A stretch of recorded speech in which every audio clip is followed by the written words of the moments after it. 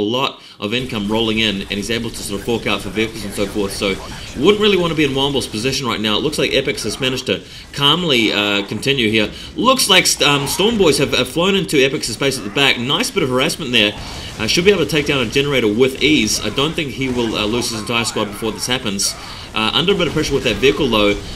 Storm Boy still going at it. Oh my god. Looks like they've actually flown away without killing the plasma generator. I'm not sure why Womble's decided to do that. I guess he wanted to conserve his Storm Boys, but he knew he was going to lose several anyway, so I'm not sure he just didn't stay that extra 10 seconds it would have needed to actually kill that generator. So, bit of a shame there. Looks like the Mech Boy killing a Devilfish. And here we see a squad of knobs. Now this might be a bit more difficult for Epix to deal with, so let's see how he goes up against the second wave. Single knob squad without too much support though. The Storm Boys are still there, but they're being chased off, soundly seen off by the tower support there with the double Devilfish and some stealth teams. Of course, the Mech Boys on the other side of the map, so those Storm Boys don't really have any detection, which makes it a lot more difficult, obviously, to deal with this. And here come the knobs teleported in with the Mech Boy straight around that broadside. Nice play there by Womble, actually getting straight stuck in up close against these broadsides. And the broadsides should not be very difficult to deal with against these knobs. Very powerful troops in close combat, as you all know. Very nice stuff here by Womble. Doesn't really need any support at this stage, but once those vehicles return to base, and once Epix gets some really concerted firepower going against these knobs, it's going to cost It's going to cost Womble quite a lot of requisition and power to actually continue to reinforce these guys. Not too sure if they're power intensive, but in terms of requisition, I know it costs quite a lot to maintain a squad of knobs, which is taking some severe casualties. And back at base, ToT Epix does look like he's got some support. He's got some broadsides. He's got vehicles. In the meantime, he can put out that harassment. We're in Tier 2 now for Tau. We have been in Tier 2 for quite some time. And of course, those fusion gun upgrades on the stealth suits can mean certain doom for some of those buildings. Oh, Marker-Light going off on the knobs. That is sheer havoc, man. Those Marker-Light's going to make it really difficult for those knobs to survive in the middle of a tower base, surrounded by firepower here. This does not look good for Womble. Really love that Marker-Light. Oh!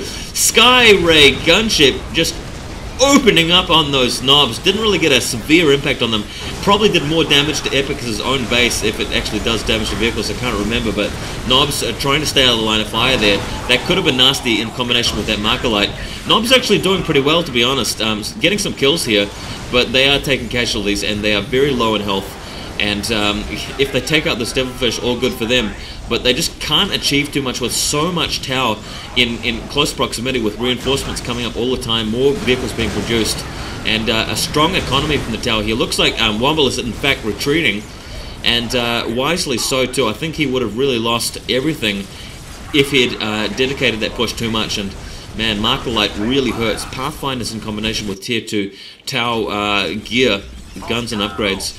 Just not good news for any opponent.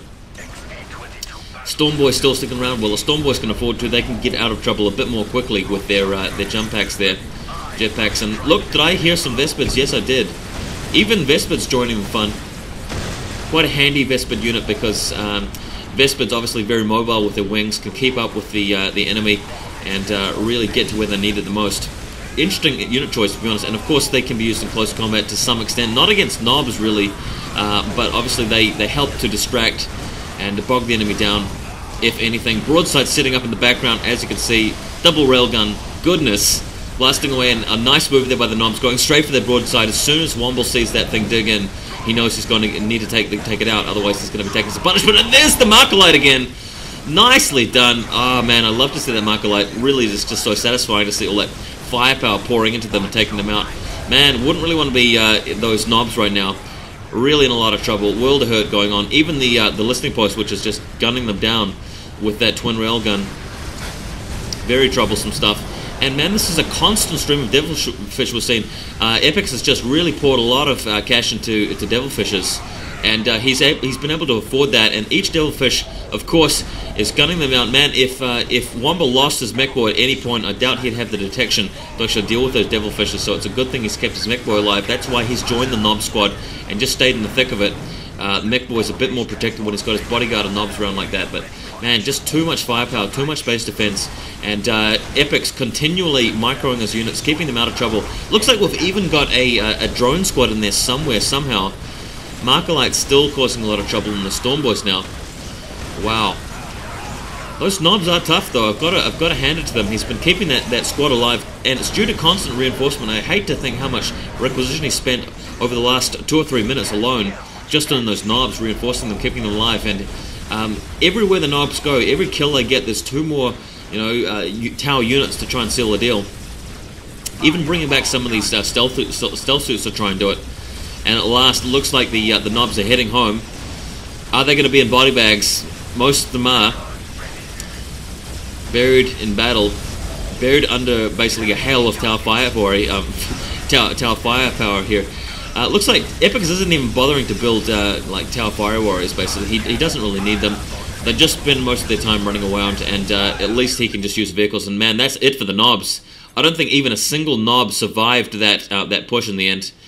He's had to flee. We've got a couple of Slugger Boys hanging out. Man, at this point in the game, Slugger Boys really are not going to be very effective at all.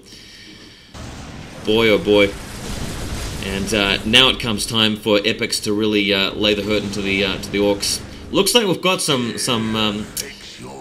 tank busters. I'm just going to switch the views here over to the Orc side of things, just so you can see where the tank busters are.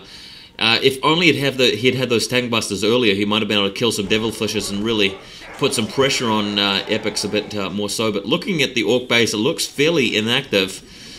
Really kind of strapped for cash at this stage. Not too much in the bank. He's got, what, plus 118 or something this stage, and plus 59 for power, roughly so.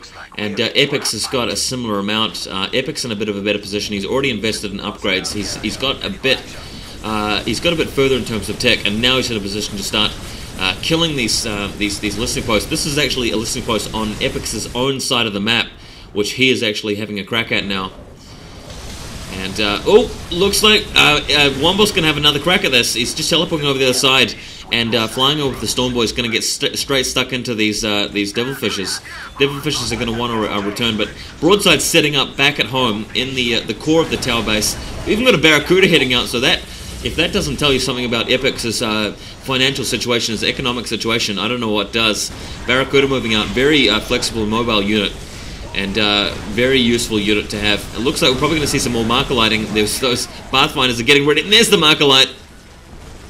Stormboy's moving to the back of the base to try and get some hurt done, but it's not going to happen. That listening post is going to take a while to take out, and in the meantime, the knobs are going to get totally pounded, absolutely pounded here by the set-up broadsides in cross-firing position. If the knobs go for one broadside, there's another broadside elsewhere in the base to just shoot at long range with those. You can just see it, man, just railing into them. And that's going to be it for Womble's troops. Well played there by Epix. Hope you guys enjoyed this game. It has been quite action-packed. Great way to kick off the tournament. Hopefully every single game will be like this. And there's the GG from Womble. ToT Epix confirming that. And it's a victory to Tau. 1-0.